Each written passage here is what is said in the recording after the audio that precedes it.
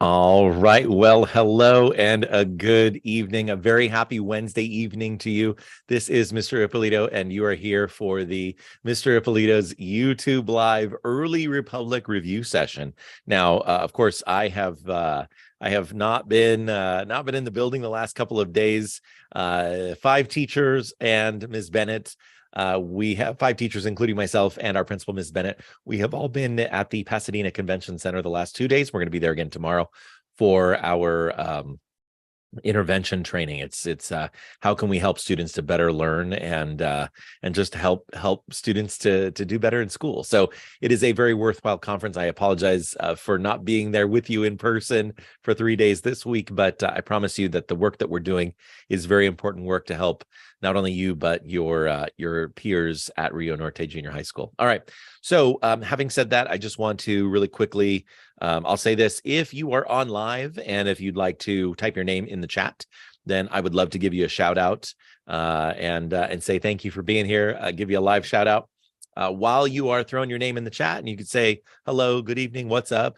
I will remind you, speaking of the chat, if you're looking at the chat right now, please keep all your comments in the chat, kind, school appropriate, and relevant to our quiz review. I do have my high school age daughter, Libby, who is just off camera here. She's going to be helping me monitor the chat this evening to make sure that I answer all of your questions. She also has the power to to mute anyone who may be contributing anything that's inappropriate. I don't expect that to happen, but just in case, then she is empowered to do that. So again, would love to get your questions in the chat. Anything that is that you really want to find out more about, please ask those questions, and I would love to help you out with that. And then finally, the last thing that I will mention is that we're going to go. We'll go through. Well, ask me whatever questions you have. Oh, and this is the other thing I wanted to say. It left my brain for a moment. If you have a question, but you can't access the chat for whatever reason, you can't log in, I do believe you need to be logged into a Google account in order to access the chat. Then you can just email me your question as well. I will be monitoring my phone to just check for email messages as they may be coming in. So we'll do it that way as well. So, and I'll just make sure that I have that loaded and ready to go. There is Mr. Ippolito's email. All right, very good. Okay, so let's go ahead. First of all, we're going to give a shout out to Charlotte. So thank you for ringing in, chiming in, Charlotte. And then Liam, I'm going to give you a shout out as well because I believe that Liam is on the chat as well. Okay, so the first question is coming from Charlotte: is Hamilton versus Jefferson and Andrew Jackson going to be on the quiz? Great question. Hamilton and Jefferson will be on the quiz. Andrew Jackson will not be on the quiz unless it relates to him during the War of 1812. So you might see an Andrew Jackson question, because let me just separate this out.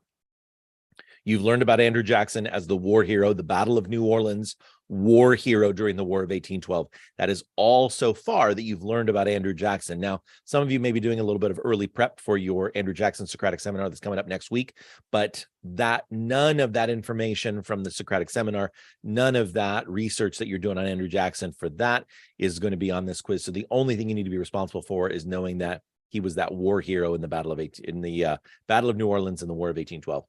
So that's it for Andrew Jackson. As far as Hamilton and Jefferson, let me just go ahead and I'm going to do a screen share right now, because I think this is a good time to jump into that screen share. And this is my very annotated study guide. So I'm going to go ahead and move up into the back side. This is the page. So you go ahead and flip your study guide back over. And if you're looking at political parties in the early republic, this is what you need to know for Hamilton and Jefferson, right? So really a lot of this was from the Hamilton Jefferson gallery walk and some of that other learning that we did, textbook pages, textbook sections 4.3 and 4.4. So really it's just kind of comparing the Democratic Republicans and the Federalists, right? So who are the party leaders of the Democratic Republicans on this side? Let me go ahead and get my my stylus here so that we can kind of go through these. For the Democratic Republicans, Thomas Jefferson and James Madison. Alexander Hamilton, the founder of the Federalist Party, right? By the way, this I also go over in my video that I shared with you yesterday for A Day, today for B Day.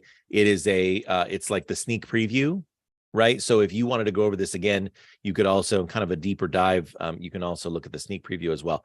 In what parts of the country were they concentrated? So the Jeffersonian Republicans, the Democratic Republicans in the South and the West. Remember, they're going to mirror the values that Thomas Jefferson has. They are more rural. They are the farmers, not necessarily big plantation owners, big wealthy plantation owners like Jefferson was. Even those small farmers, Jefferson wants to be their voice. He wants the Democratic Republicans to be the voice of those rural, the farmers that are kind of out in the farmlands, right? Agricultural lands, the yeoman farmer. The Federalists, Alexander Hamilton's party, mostly representing the Northeast, people living in bigger cities, Philadelphia, Boston, New York City, in the Northeast. As far as the economy goes, Thomas Jefferson believed that the economy should be based on farming and agriculture. Alexander Hamilton believes that the economy should be based on manufacturing, trade, and industry, factories. America should be making stuff, right? Britain in the Industrial Revolution kind of got a head start on us, but Hamilton believed that we should be catching up. We should be a manufacturing leader. We should be making stuff. As far as foreign policy goes, Thomas Jefferson and the Democratic Republicans believed in a good relationship with France. He was I don't know if I shared this word with every class, but Thomas Jefferson was a Francophile, meaning someone who loves France, right? Whereas Alexander Hamilton was an Anglophile, someone who loves England. So Hamilton and the Federalists wanted a better relationship with Great Britain.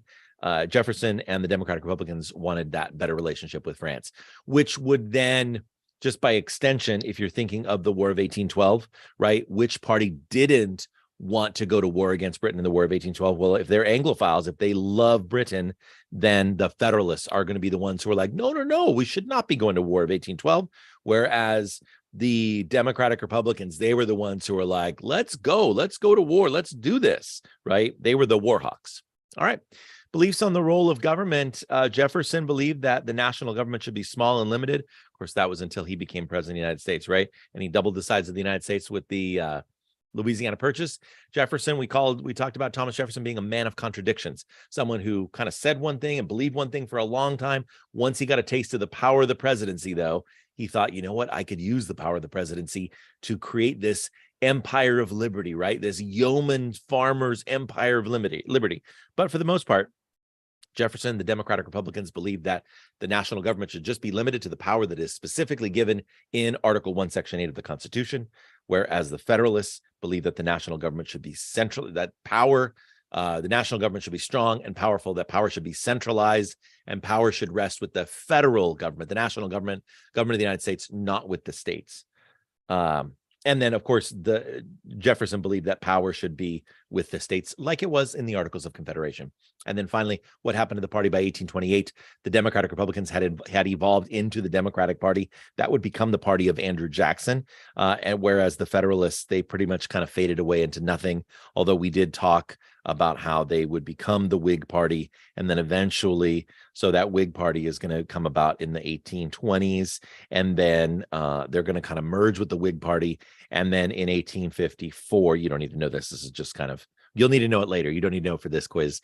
They will kind of merge into what is now the modern Republican Party. Republican Party's first president was Abraham Lincoln. Okay, there we go with that. Libby, what's our next question in the chat? Oh, that's a great question. And the answer is yes. I will allow you to have handwritten notes on that. So on the quiz, these have to be your own notes with your name on them, handwritten notes, so I can see when I go around and look at your notes and I leaf through them. I'm going to be able to tell that these are your notes, that you haven't made photocopies of someone else's notes or scans of someone else's notes, that you have not simply photocopied or scanned the textbook, right? So handwritten notes will be allowed for this quiz. Mehdi, great question. Yes.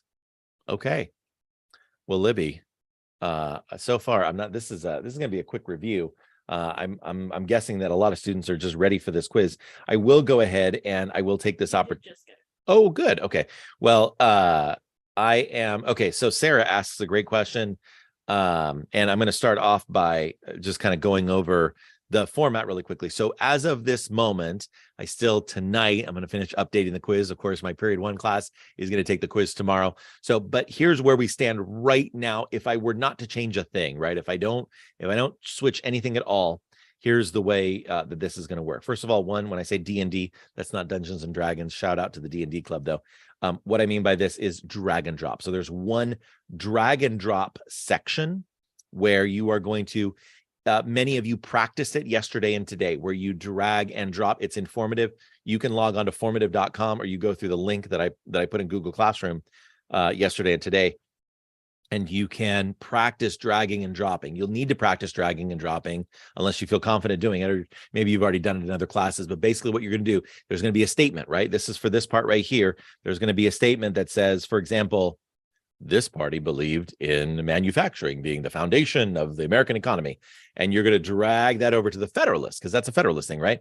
This political party was led by Thomas Jefferson. Oh, well, you'll drag that over to the Democratic Republican side. And there are going to be 5 that you're going to drag to the Democratic Republican side. There are 5 that you're going to drag to the Federalist side, right? So you're going to need to be able to identify and drag and drop. That's a 5-point section. Again, assuming that I don't change anything, I might, I might make little tweaks and changes. For the most part, the test is over, is completed. It's a done deal. Multiple choice section. Right now I have 9 questions. I might bump that up to 10. But right now 9, just straight up like A, B, C, D, right? Multiple choice questions. So far 9. At this time, I currently have 3 short answer questions. And so those will be like short response questions, right? Like you're going to have to type approximately a paragraph of 3 to 5 sentences or 4 to 6 sentences. It will tell you in the instructions kind of what I'm looking for in terms of those responses. So currently 3 short answer responses, each one of those worth 10 points. So if you're doing the math, that's going to be 30 points for that short answer response. So right now we got 5 points here. Whoops. Come on now. So right now, 5 points here. I apologize for the scratching all over the place. Let's see if we can, there we go, get rid of some of this here. 5 points, we got 9. Oh my goodness, Mr. Ippolito.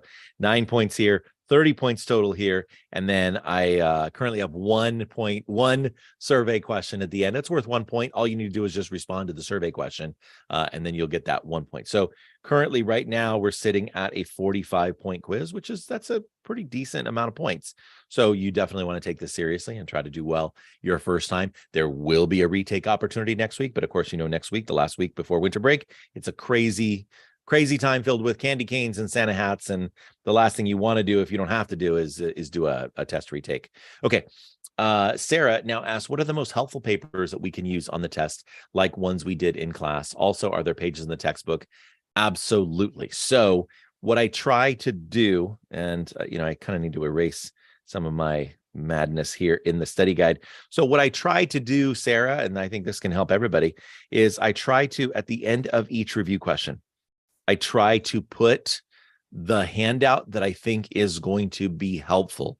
So for example, for this George Washington's farewell address question, and I got to tell you, almost certainly you should expect that there is going to be a short answer question. Like, it is highly likely that there is going to be a short answer question on George Washington's farewell address. Now you might be thinking, oh my gosh, well, Mr. Ippolito, what do I need to, what do I study? Right? So study this. And then if you're like, well, Mr. Ippolito, I don't understand what those all mean. Well, the good news is Mr. Ippolito has created a number of YouTube. I mean, I don't have a YouTube video on every single topic, but I do have YouTube videos on a number of different topics. So if we go ahead and let's do this, there we go. And let's say that I were to go to YouTube, and I'm going to go to Mr. Ippolito's YouTube channel. I promote this YouTube channel all the time. And then if we go to videos, right? And if I'm not sure, I'll just click search, and this will search within the channel. So let's say I just type in the word George. What comes up? Mr. Ippolito explains Washington's farewell address. So there it is right there, where I literally, for 12 minutes, if you can spare 12 minutes tonight, if you're not sure of what what the farewell address is all about. Watch that for 12 minutes, and I'm going to break it down and hopefully give you a much better understanding of what George Washington's farewell address is all about. So, Sarah, to answer your question, and I'm not going to go through every single one of these. Come on, Mr. Ippolito. Let's get back to that right there. There we go. Basically, Sarah, if you just go, here we go. If you look, so again, this is my very annotated, very annotated notes here. So if you look here for question number 2 on the relationship between France and Britain, George Washington goes home, textbook 4.3 and 4.4, and let's chat about the War of 1812, right? So those are the handouts there, and there that you would need in order that you would need to study, right? And again, I have a YouTube video on the highlights of chapter 4 section 3 and chapter 4 section 4. So I have a lot of I have videos on a lot of this stuff, not everything, but a lot. But I do just so happen to have a video on this and on this and on this. So okay. And then so Sarah's question, what was the next question? Will the booklet cover most of the topics on the quiz? Will the booklet? So the booklet I think is really good. And the booklet is like, if you're just looking to kind of have fun, but also review, the booklet has some good review stuff. I don't ever want to guarantee, like, I don't want any kid to come up to me and say, Mr. Ippolito, this question that was on the test wasn't in the booklet. What happened? So the booklet's good. I think it's one tool. If all you're doing is playing booklet, then I almost kind of feel like that might be wasting your time, because booklet is designed to be a game, but also a review tool, right? So you're kind of spending some time playing the game. So I would play booklet, maybe a couple of times, maybe once, maybe twice. I wouldn't play it more than like 3 times. I would go over your notes, and really, honestly, in prep, I would go over your notes, because if you can have an open note, it's less about memorizing information and more about organizing the information, right? Organizing your notes. Make sure, go through the list and make sure that you have everything. And I will tell you this: if you were absent when I was handing back papers, because I handed back a bunch of papers right before I left last Friday, and on Monday handed back a bunch of work. So all of the work that I could hand back was handed back unless you were absent. So if you're absent, you can go. Ms. Lee is going to be in my classroom tomorrow. You can ask her to go to the drawers. Like if I'm sitting at my desk in my classroom, the drawers that say period 1, period 4, period 5, period 6, they have all the work that we passed out, but that if you were absent for, that I couldn't give back to you. So if there's still a paper, an assignment that you haven't gotten back, it was simply because you were not in my classroom at the time when I was handing them back, right? So please ask for that in advance so that you have all of your notes, have them organized, have them in order, all ready to go. Okay, I think I've said enough. Are we all? There's a question, but it got retracted. Message retracted. Okay. So I'll just keep kind of going over the study guide really quickly then. Understanding the causes and outcomes of the War of 1812. So I think the best thing to do is to look at let's chat about the War of 1812, because we went over all of it, right? We went over the causes of the War of 1812. We went over the outcomes. When I say outcomes, I mean what came out of the War of 1812, what came out as a result. So I think I think make sure that you have those notes. If you recall, just because I don't have it crossed out here, so I'm going to go ahead and I'm going to choose a different color just to make sure that this is scratched out, because you are not needing to know that, with the exception of the one thing. Let me just erase that scratch out really quickly. The one thing that was in the let's chat about the War of 1812. This is knowledge. This was a lesson that you did participate in. You should know that Tecumseh was a Shawnee leader. I'm erasing stuff now instead of circling it. So I think even though we crossed off this question, I do think because it was from other learning, you should still know that Tecumseh was a Shawnee leader. I think you should know because we talked about it. We talked about the Ohio River Valley. That was also in the Let's Chat About the War of 1812. I showed you a map of where the Ohio River Valley is. So these are still those 2 bits of information that you should know, even though we did skip over that assignment, the That assignment was called We Shall Remain. We weren't able to do that extended lesson. So for the most part, you're not having to like study all of this. So I'm going to cross out everything except for those 2 bits right there. So that's number 4. And then number 5, we literally just went over this, right? Like this is what we just learned was the story of the Star Spangled Banner. If you were absent for that lesson, the Oh Say Can You See lesson, the good news is all of those resources are online. So you can like, it's all there. It is also very, very likely. You notice that I have the words here, explain with evidence, make the claim, and then back up that claim with evidence. So there is a strong likelihood that your knowledge of the Star Spangled Banner, that lesson, that learning will come in handy for you. And then just as a reminder, this is a good time to say this. You will not have access to that Padlet, right? So you will not have access. The only website that you will be allowed to go to is going to be the formative. That is the only, you cannot Google, you cannot access any other resources besides just that formative. That's the only website that you can stay on.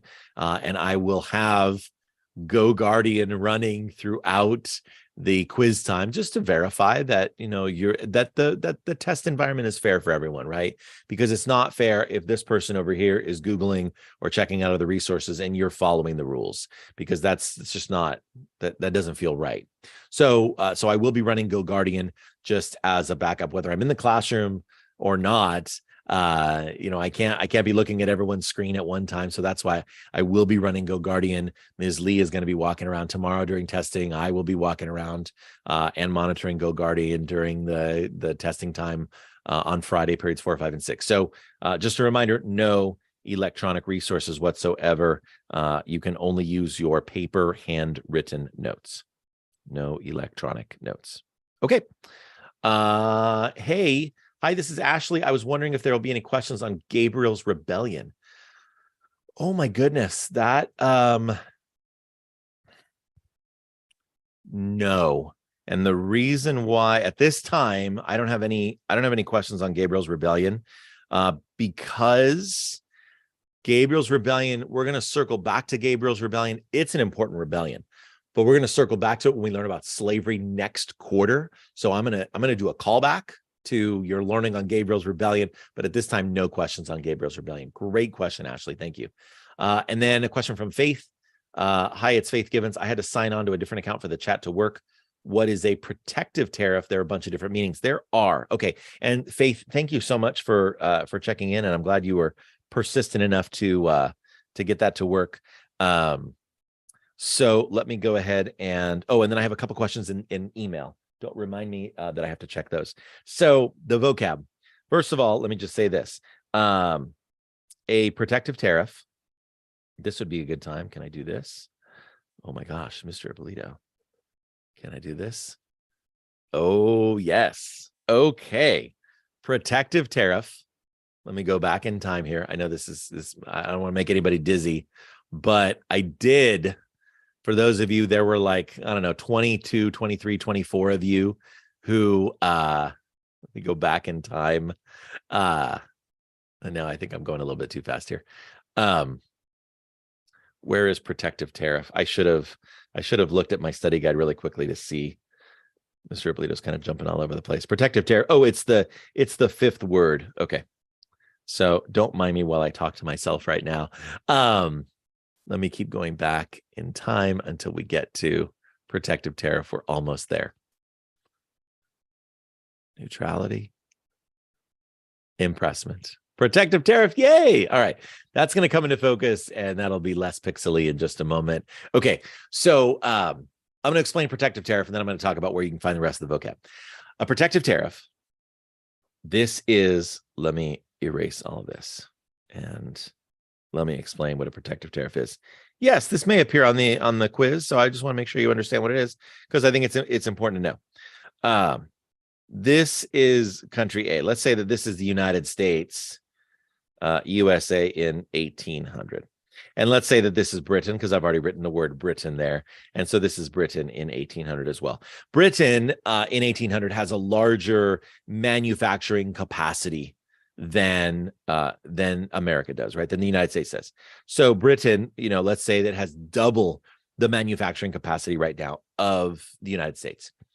And of course, this would, if this were 2022, we could replace Britain with China, right? Because China has a much larger manufacturing capacity than we do. But we're just talking about Britain right now. Britain in 1800 versus United States 1800.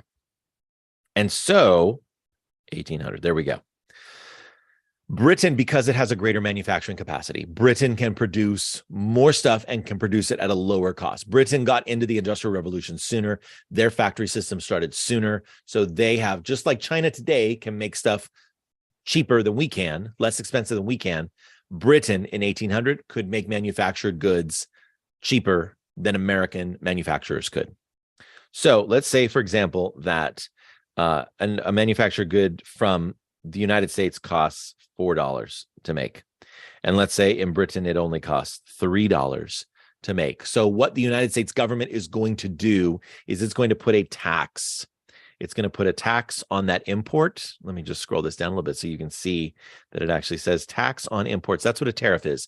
A tariff is any tax that you put on items that come into the country. That's a tariff. So we're going to put a tax on it. And the reason why you put a tax on it, number one, is to make money for the United States government. That's one reason why we have tariffs. But another reason why we have tariffs is, you can see the word protect right here. It is to protect American manufacturers, because American manufacturers can't compete.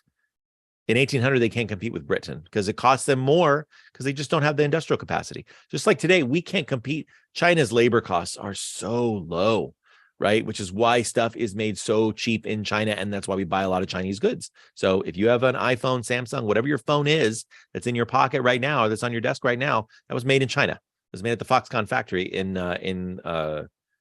China.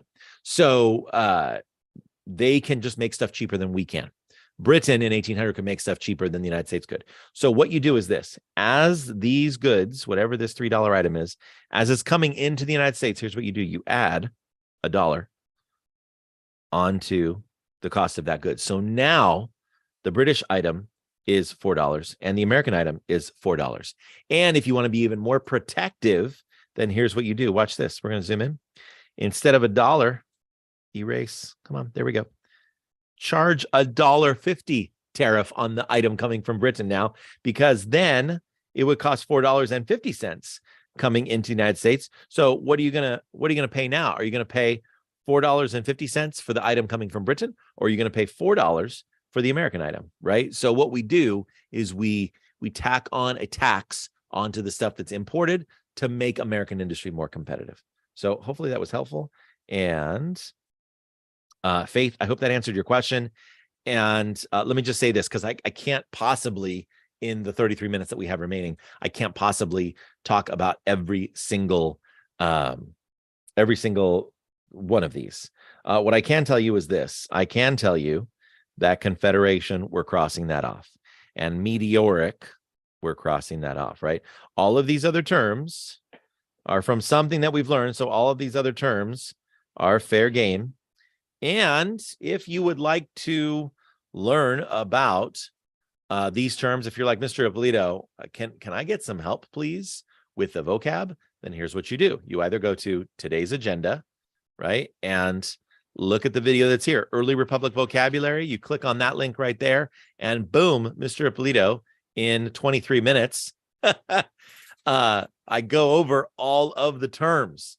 Now, if you don't need every single term, then what you do is you just press play and then you fast forward and go to the term that you need, because you're going to see it, right? There's impressment. And then there's yeoman, farmer, agrarian. No, I think that's agrarian. So just fast forward to what you need, right? And then that's how you can watch that video. So so there you go. That's how we can help you with the rest of the vocabulary. So I hope that helps. And I'm going to go to my email now. And then, are there more questions in the chat? No questions in the chat. All right. No questions in the chat means one of two things, Libby. It either means I did such an amazing job of teaching this the first time that they have 0 questions, or it means I did such an amazing job of making videos that all the previous videos have answered their questions, or It just means that maybe they're just too shy to ask questions. Anyway, so Charan asks, do you have to practice vocab quiz to study from? Thank you. I don't have a practice vocab quiz for Charan, but the vocab, or a lot of the vocab, is embedded into the it's embedded into the Blooket. So if you play the Blooket, that has almost all, if not all, of the vocab embedded in it. So I hope that helps. And then Carlos asks, Mr. Ippolito, are you going to be in class on Friday? Yes, my plan, as long as my health holds out, and so far I'm feeling good right now, my plan is to be back on Friday.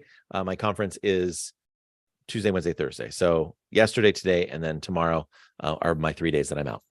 Okay. Libby, any? Okay. All right. Well, and Ashley said thank you. Faith said thank you.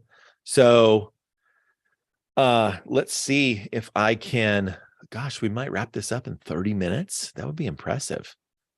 Well, hey, we're going to go on a target run in just a little bit. So, okay. So I think we have gone over, I've kind of gone over the study guide. I've talked about the resources that you can draw from. I talked about the rules of the test tomorrow and kind of what to expect.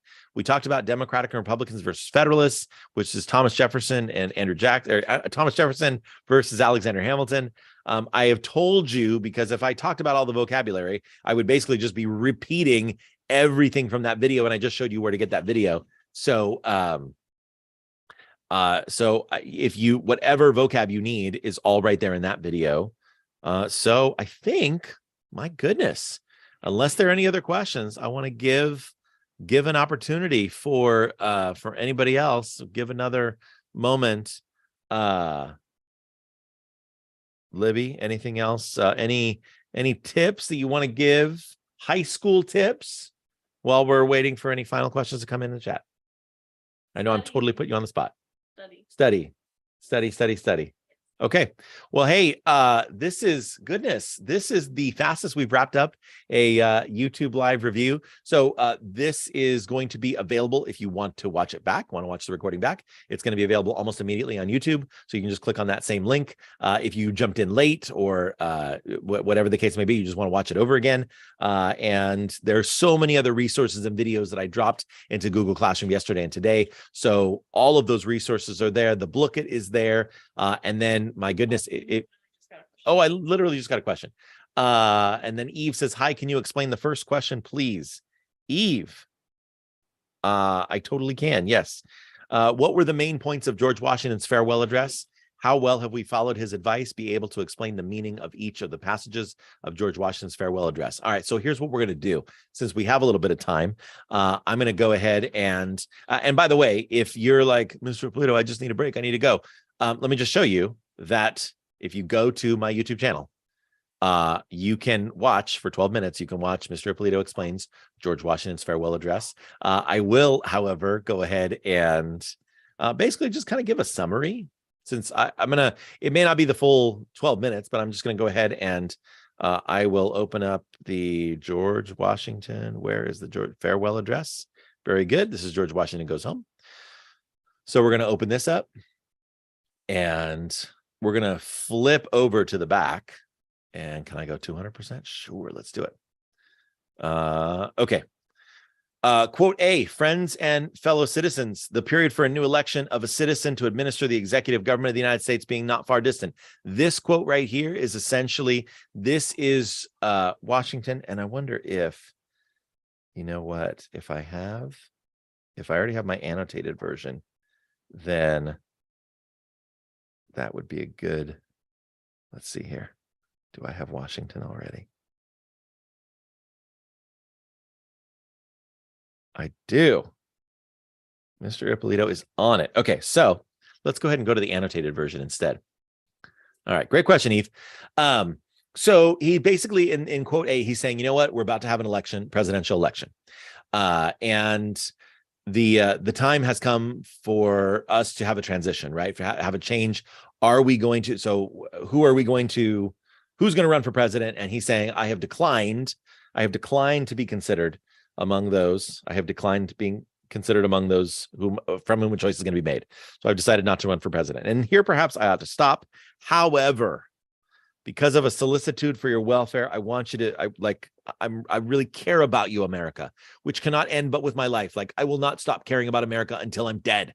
And the apprehension of danger. Like, I'm worried about this country.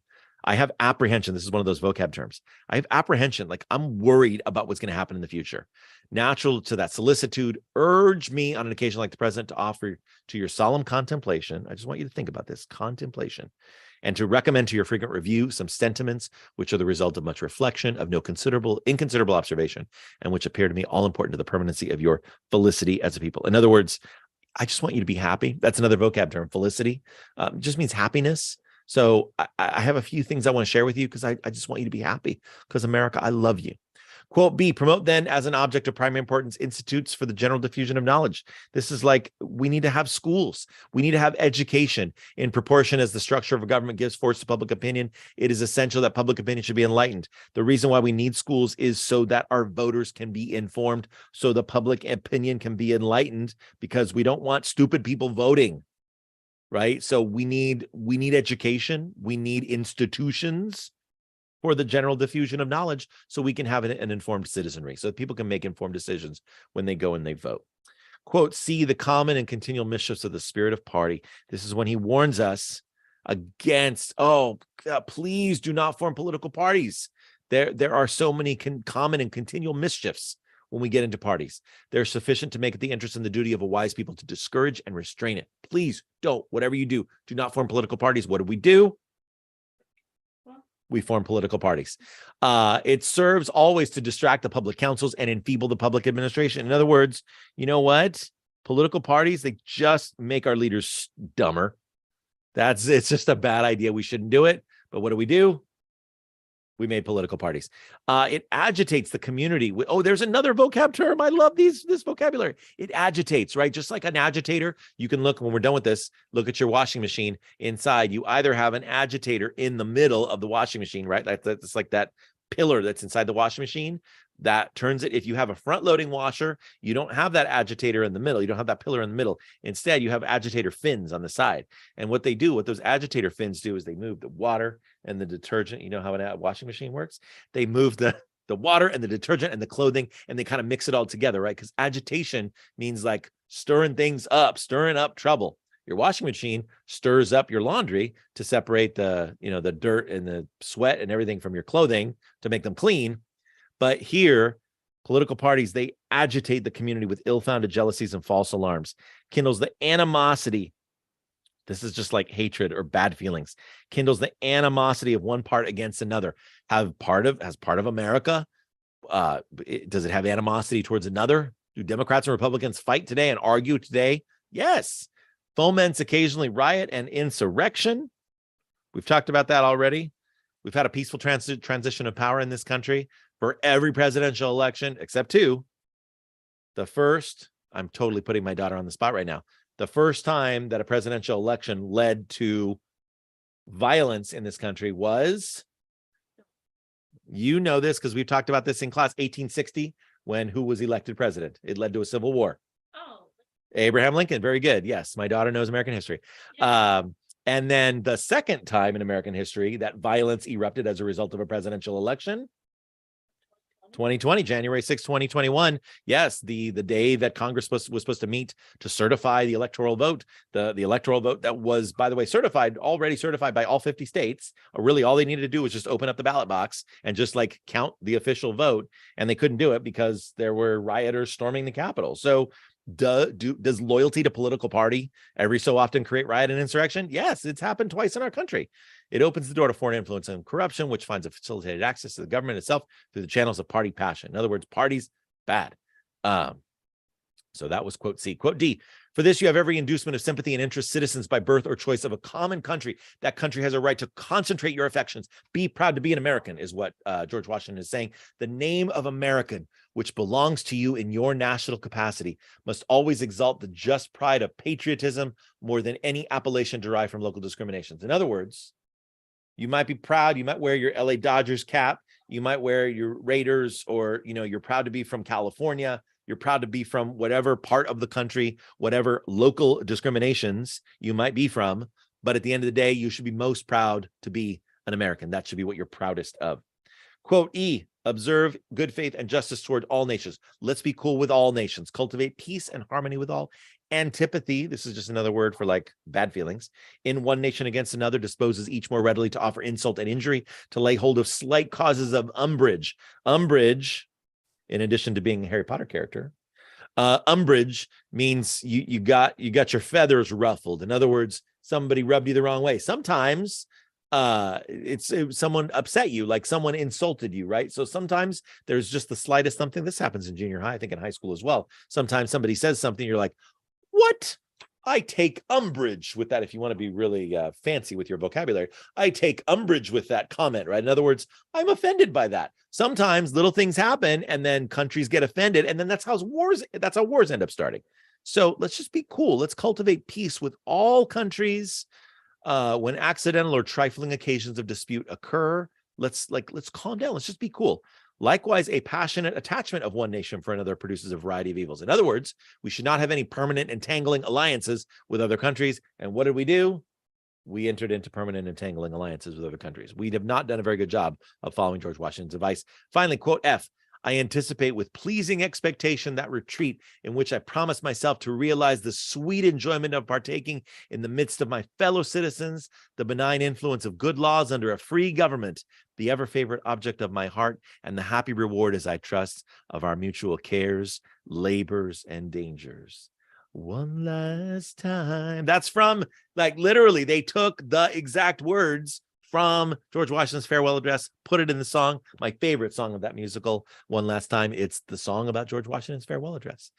He's just talking about, I should probably explain this too. I probably shouldn't just sing.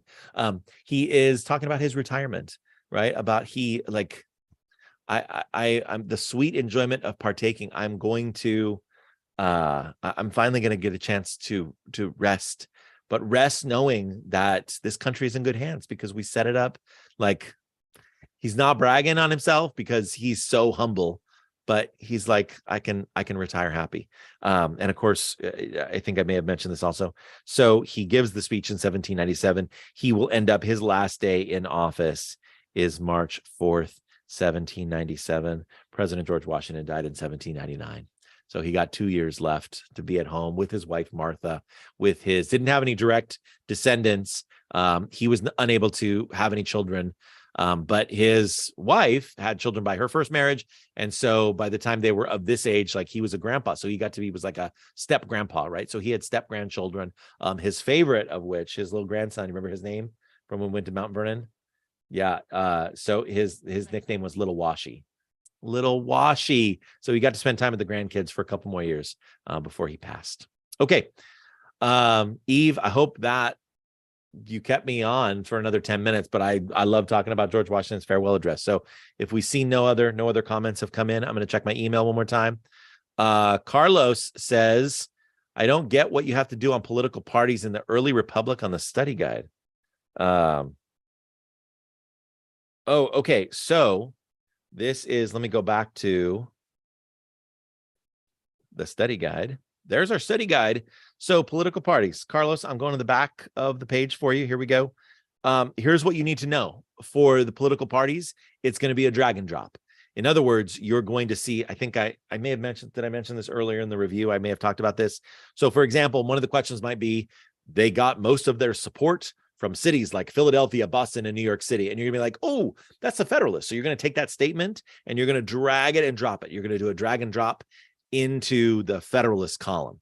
And another one might say they believed in farming and agriculture as the backbone of the American economy. And you're gonna be like, oh, I know that. That's the Democratic Republican. So you're gonna take that statement and you're gonna drag it and drop it into the Democratic Republicans column. And if you're like, Mr. Ippolito, I've never done anything like that informative, am I gonna be able to know how to do it? Well, there is a practice, which that was one of the things that you could have done yesterday or today. I was not there to watch as you were doing this work, but that was one of the things that you could have done. So you can go here and you can literally, you click on this. This is today's agenda. And you click on the formative here. Many of you already did it, but not all of you did it. Click on the formative. And it's a practice where you can practice Disney characters and non-Disney characters. And it'll give you immediate feedback so you can know that you're doing it right. And you could even fix it if you want in the practice. On the real thing, it's not going to give you immediate feedback. But in the practice, you're going to get that immediate feedback. Okay.